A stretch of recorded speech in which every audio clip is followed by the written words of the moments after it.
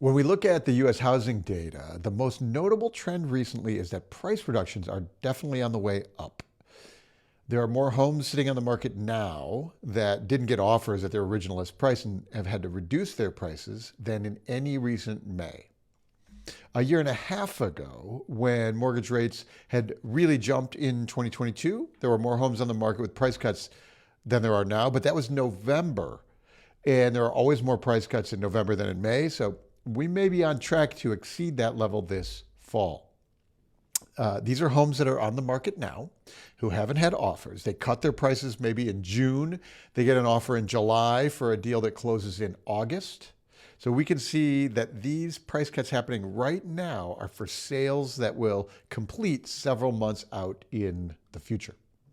So what does this leading indicator tell us about home prices for the rest of the year? Well, I have revised down my estimates for national home price appreciation for 2024.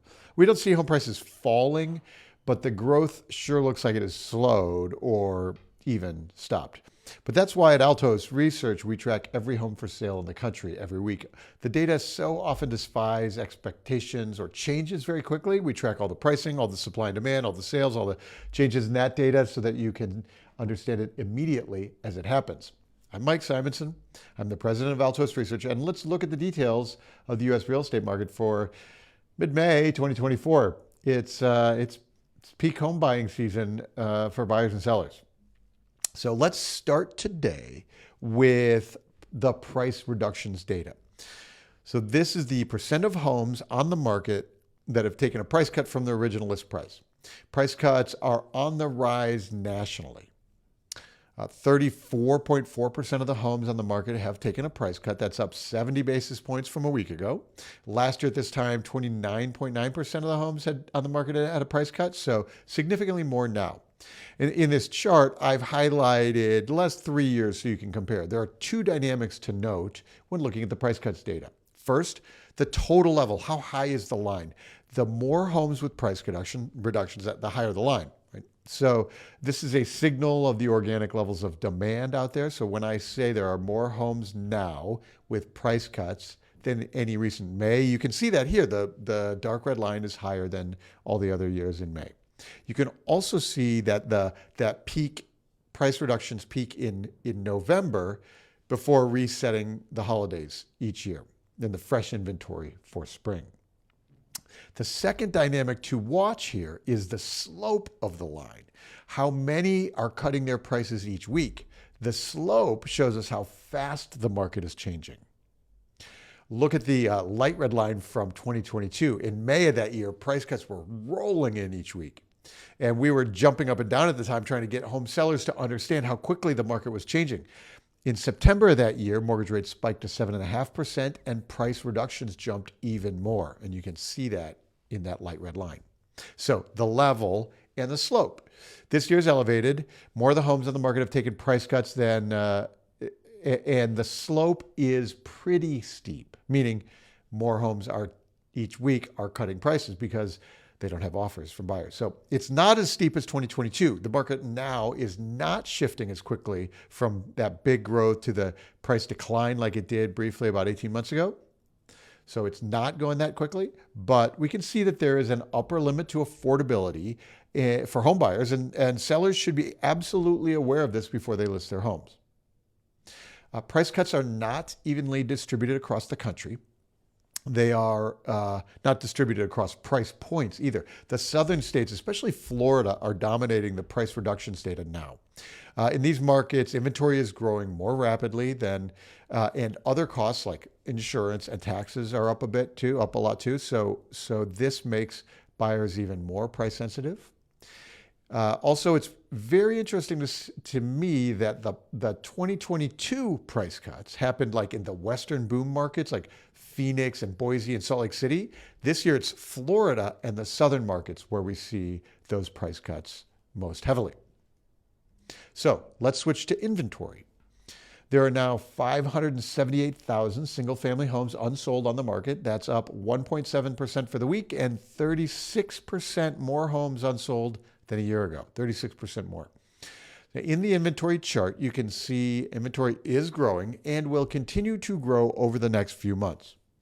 These are unsold homes on the market. In this illustration, each line is a year. And in 2022, as unsold inventory was piling up, bringing us out of that pandemic ultra lows, price reductions were rising hand in hand with inventory at that time. So just like the price reductions are localized, so are the inventory changes. Many parts of the country still have very restricted inventory, just barely more than during the pandemic. In those places, like much of the Northeast, supply is tight and well-priced homes are selling immediately. So it's really important to keep in mind this fact during this year.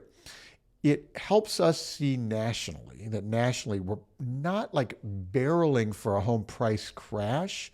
The market overall is tempered with restricted supply in many places. However, it is notable that this week, as of this week, every state now has more inventory than a year ago. New York and Nevada were the last holdouts with less inventory, but now they're both positive versus last year. So inventory is growing everywhere and will continue to grow as long as mortgage rates stay elevated. Some places it's growing faster than others. Consumers react to changes in rates, and that's why in the inventory line in 22 was climbing so fast right now, much faster than it is now. So it's also why inventory could compress in the second half of this year if, for example, rates finally fall back into the sixes. That's something to keep your eyes out for. This trend could change. New listings appear to have peaked for the year 3 weeks ago. There were just under 68,000 new listings unsold this week. That's a pinch fewer than last week and still 13% more sellers each week than a year ago. But seller volume appears to have peaked for the year. In 2022, new listings kept growing until July as buyers and sellers were trying to get their deals done. But as rates were rising, sellers were rushing to the market at that time. New listings volume fell off a cliff in July 2022. That July was a real important signal that as quickly as the market was changing, we weren't in for a big crash because supply suddenly started constricting. So we have a little bit of that dynamic happening now. And as I've illustrated it here for you in red. So this year's dark line peaked last week of April. That's actually not uncommon timing, but I had hoped we'd get a few more weeks of seller growth this year. I'm generally interested in seller growth as one of the vectors for allowing more sales to happen. More sales is healthier for everyone. So we have 13% more sellers than last year and 20% fewer sellers than 2 years ago. And if you think about it, 20% fewer sellers is a big deal. That's the difference between 5 million and 4 million home sales in 2024. So it looks to me like we can only grow sales volume by a few percent yearly until we see more home sellers. And that brings us to the home sales data, the pending home sales data. So along with the new listings, the pace of sales has tapered off in the last few weeks. There are 401,000 single-family homes in contract right now. That's only a fraction more than last year at this time. There were 68,000 new contracts started this week for single-family homes. It's actually down 6% from a week ago. It's essentially unchanged from the same week a year ago. So it's a bit of a disappointing week for home sales. And it's such a bummer too, because each time when it looks like sales are starting to grow, then we have a few weeks of plateau and those annual gains seem to evaporate. In this chart, we have the total count of single-family homes in contract each week. Each bar is a week. The taller the bar, the more sales are happening. The light portion of the bar are the new contracts pending for that week. Then I've highlighted the comparison with last year. You can see home sales are running just a tiny bit ahead of 2023. Regionally, you can see some gains in places like Texas, where there is actually greater inventory to allow sales to grow. So that's, I guess, a good silver lining. Much of the Northeast is still what I describe as a supply-constrained market. So with barely more inventory available for buyers than during the pandemic. So the number of sales hasn't really increased over last year, like places in Ohio or Pennsylvania. In these markets, inventory is still very low. And while there is enough demand to pick up the homes listed, There aren't a lot listed, so sales are capped. Meanwhile, the median price of all the single-family homes in the U.S. is $450,000. That's unchanged for 2 years now. And I've illustrated that for you here. The dotted lines show where we were each of the last 2 years at this time. The median price of the newly listed homes for the week is a couple percent higher than last year at this time, but unchanged from 2 years ago. So at this moment in 2022 is really the absolute peak for home prices.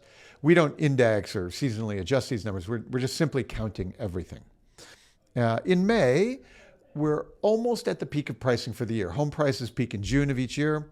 The new listings prices peak in May, which, like last week to be precise, the bright red line here, you can see how last year peaked less than 22.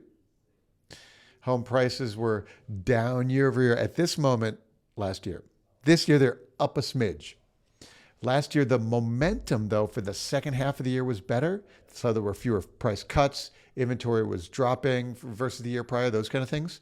Those leading signals are opposite now, which is why I'm assuming the major price index headlines in the second half of the year will probably report declining price growth, maybe even end up flat for 2024. So keep your eyes out for that trend to start soon.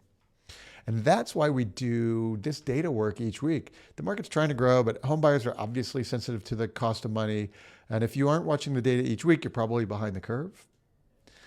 You have buyers and sellers who have no idea how this market is changing right now. They need to hear the data from you. So if you need to help buyers and sellers understand the actual data, you should go to Altos Research. Join us at altosresearch.com. Book a free consult with our team. We'll help you know how to talk about the market with your clients and prospects today. There's a link in the description below. Click that to join us. Let's get started.